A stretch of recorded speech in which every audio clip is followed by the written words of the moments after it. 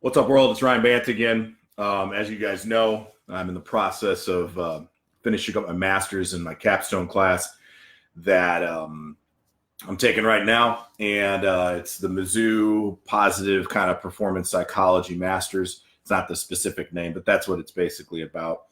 And the class has been really, really helpful for me to kind of look at my own coaching and my own training and, how I deal with young people and adults alike. And one of our tasks each week is we have to kind of break down different ideas and topics, and different groups are leaders in leading that discussion. So I felt it was important. I'm an okay writer, but I'm much better verbally. So I figured I would mix up the different posts. Some of the posts you guys won't see because they're behind the wall of the Mizzou program.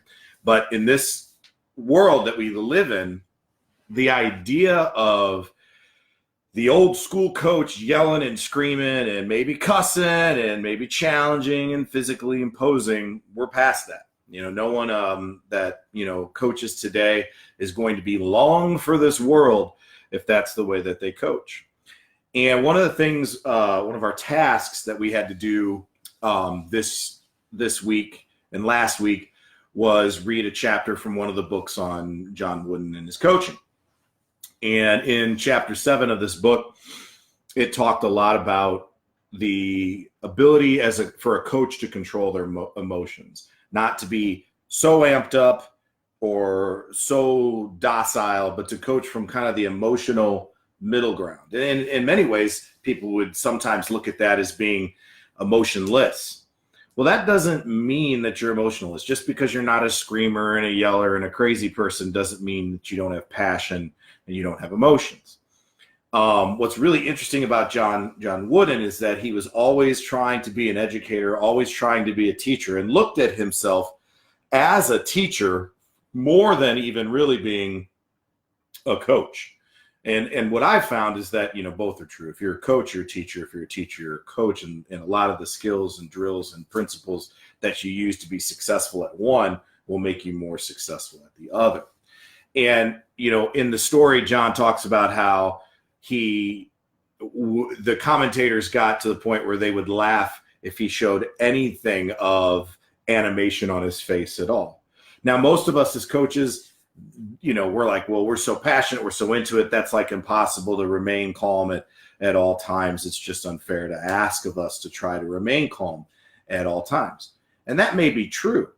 But what's really interesting is that you would think of John Wooden being kind of this grandfatherly figure and this really nice guy that he would never lose his cool, and he's always been that way. And then the stories that were in this chapter, one time he threatened to fight a parent of one of his high school teams, kids. And in another one, he literally almost got into fisticuffs with a high school coach at the end of a game.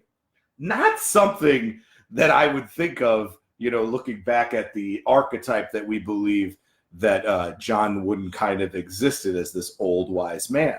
But to become the old wise man, oftentimes we have a lot of life experiences that lead us to a very, very different paths than what the end product might be. Now, hearing those two stories, we can't make those hard mistakes anymore. We can't be like John Wooden in that regard, to threaten a parent, to almost fight a coach. Those things, you're not going to be able to keep your job.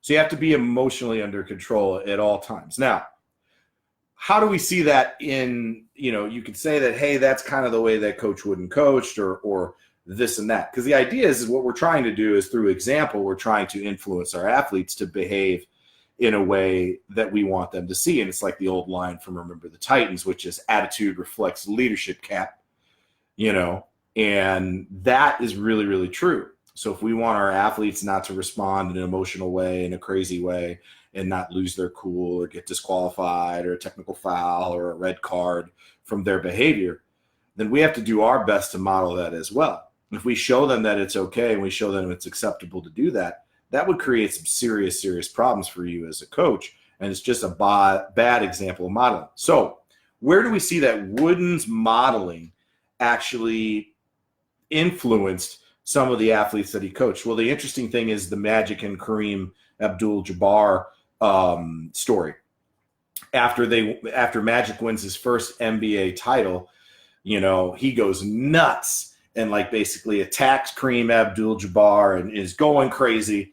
And here Kareem Abdul-Jabbar, who was Lou Alcindor, when he was playing for John Wooden, is like, what are you doing?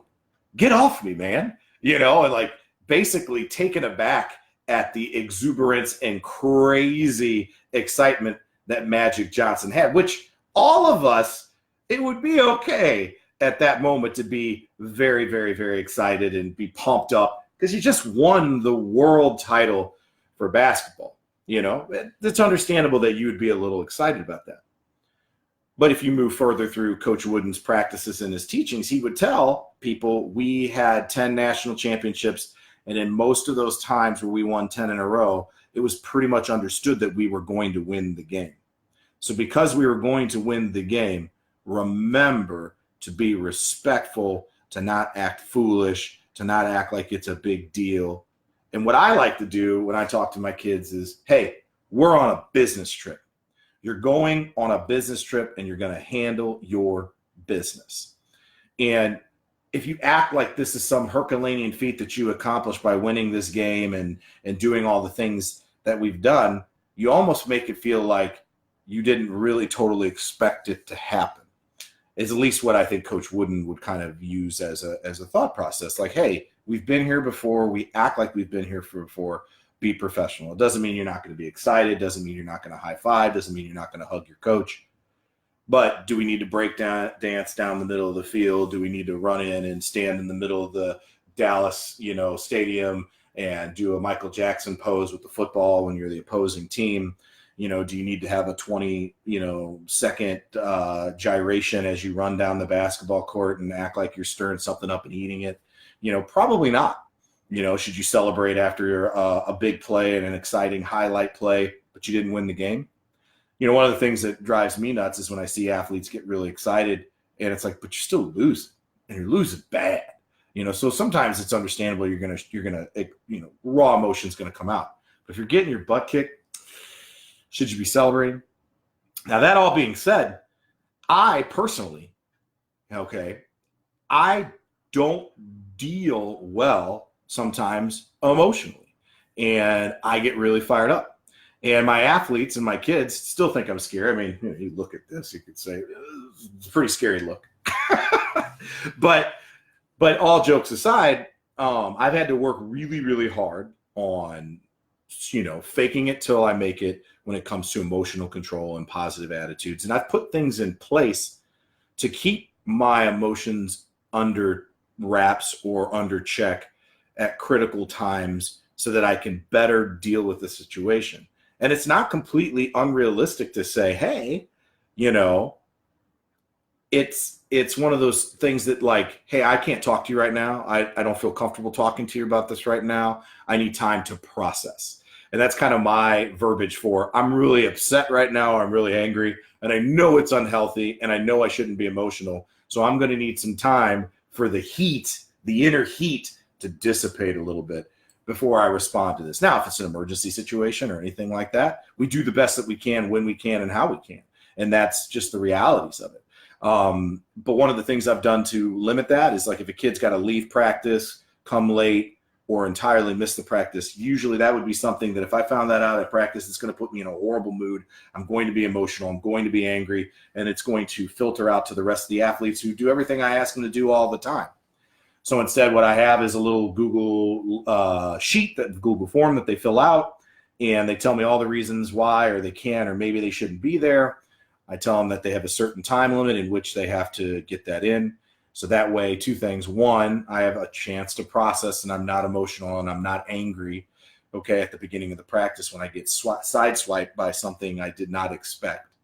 And two, it gives me an opportunity to then make a plan for them so that we can get as much as we need to get in for them in practice so they're coming late or leaving early, or even better yet, do something to try to keep them from skipping the entire practice. There have been many times where I felt like I wanted to respond to a nasty email or a nasty text message. And if I don't feel healthy that I can't respond in a positive way or in a great way, I don't write back. I'll call my wife. I'll talk to a friend that I trust, that I know the story is not going to go out to the students or the other faculty members, and I'll kind of have them help me sort it out. But the best thing I often can do is to sleep on it and come back the next day. And I'll say that. And it's for us as coaches, it's fair to do that. Now, when you're in the heat of battle and things like that, things don't go great. You got to do everything you can to remain calm and to be positive as you possibly can. And if you don't feel like at that very moment you can do so, you keep quiet. You pat the kid on the back. If the kid comes up to you very upset and is demanding some sort of response from you, you tell the athlete, go cool down, go take a seat on the bench, go get a drink of water, and we will deal with this after the competition, or we will deal with this at halftime or at the end of the quarter, and then you can have that conversation. One of the things I really liked about Coach Wooden, though, is most everything that he did was brief and instructive and quick. So it's the plus minus plus system, which I've talked a lot about. So what he would do is he would talk about the right way to do things, what you're doing wrong, and the right way to do things. And there wasn't a big long speech about it. It's very simple. It's boom, boom, boom. Let's move on to the next thing. So when I'm trying to cue or technically correct somebody in a drill, I do that. Even if the kid has been doing the drill wrong forever and it's very frustrating why they don't seem to understand it or don't get it, I don't get angry, because that doesn't help them, because that's going to make them more scared. And you don't want to lead by fear. You want to lead by execution and expectations. And so when you lead by execution and expectations, okay, those go hand in hand. It's like, hey, I've got these high expectations, but here's how we reach those high expectations through execution.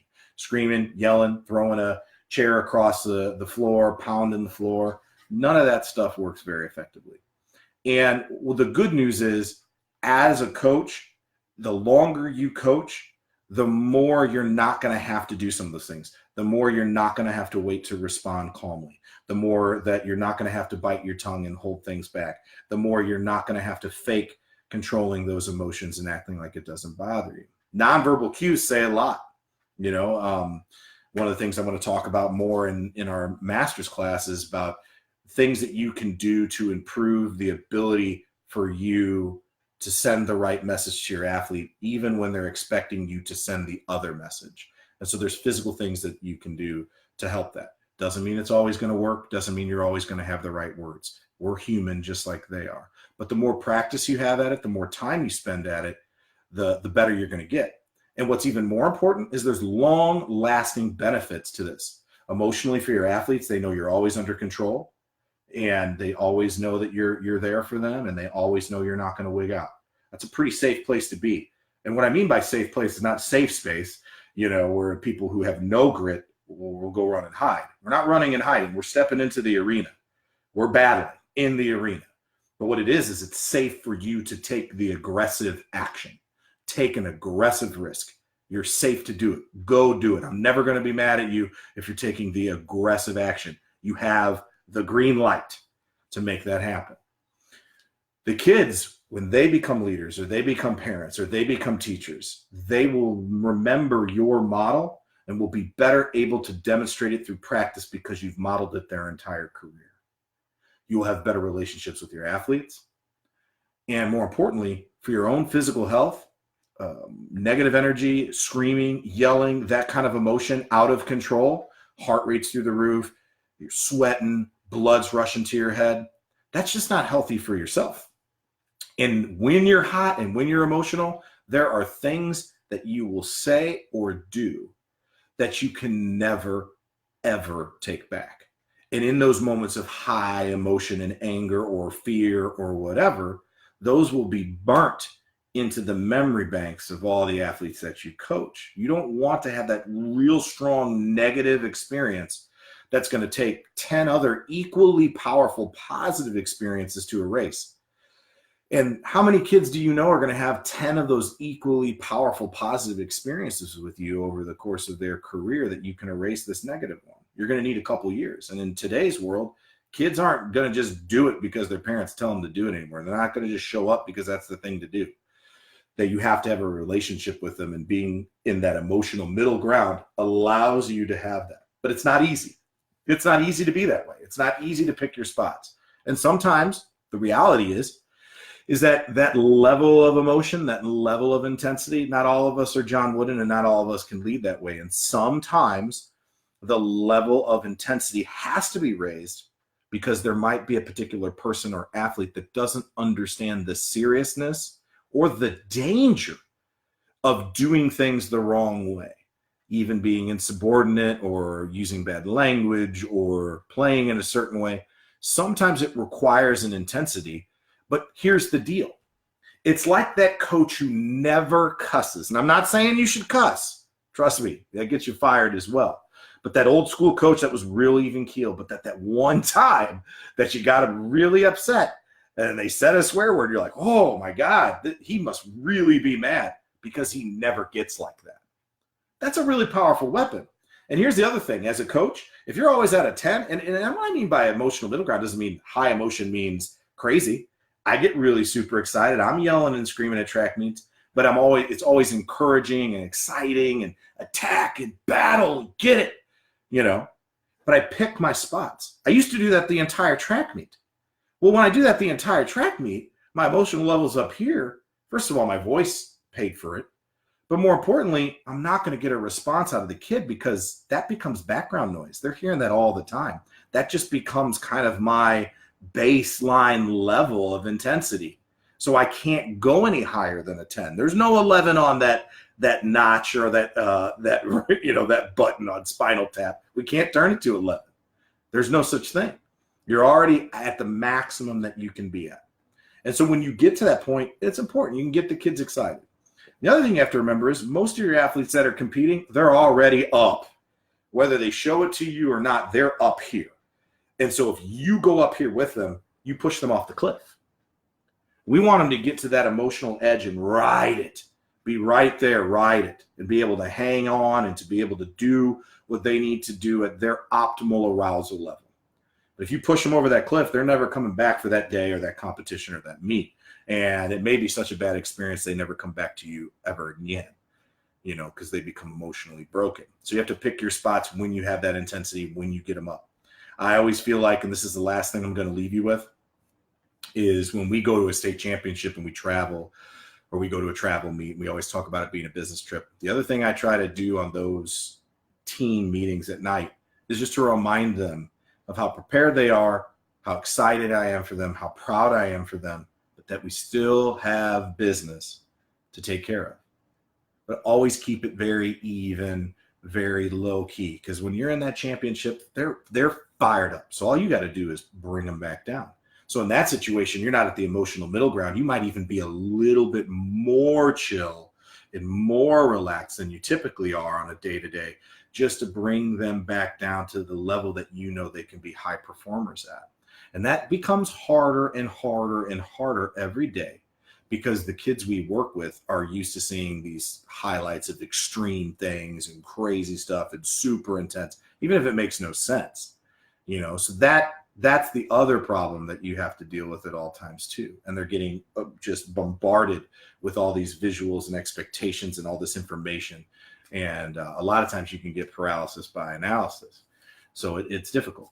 The other thing is that being emotionally even is even more and more tough, because you're going to be challenged more than ever. You're going to have parents in your business more than ever. You're going to have administrators and people behind fake avatars and social media and fake accounts challenging you, saying things about you. And you just have to realize that that's the world that we live in, and that you just have to remain the course, be steady. And over the long haul, over the many years that you coach, you're going to win more of those than you're going to lose by being even keel, by killing a nasty email with kindness, by allowing a kid to go away from you, maybe training at some point, and knowing that you know more than maybe the other person they're going to see or they're going to work with, but being okay with that, understanding that they're going to come back to you, they're going to be with you, instead of being, you shouldn't go there, you shouldn't do that, you shouldn't be there, what the heck are you doing, you're an idiot, like that. There's no way you're going to bring that person in. My idea is always to be as critical as you possibly can be, but be under control while doing it. Doesn't mean we always win. Doesn't mean we always do it the right way. Doesn't mean that I always stay under control. By no means. This is a career-long process. You just don't want to have any catastrophic errors that ends your career prematurely. by not being able to do your best to practice the emotional middle ground as a coach.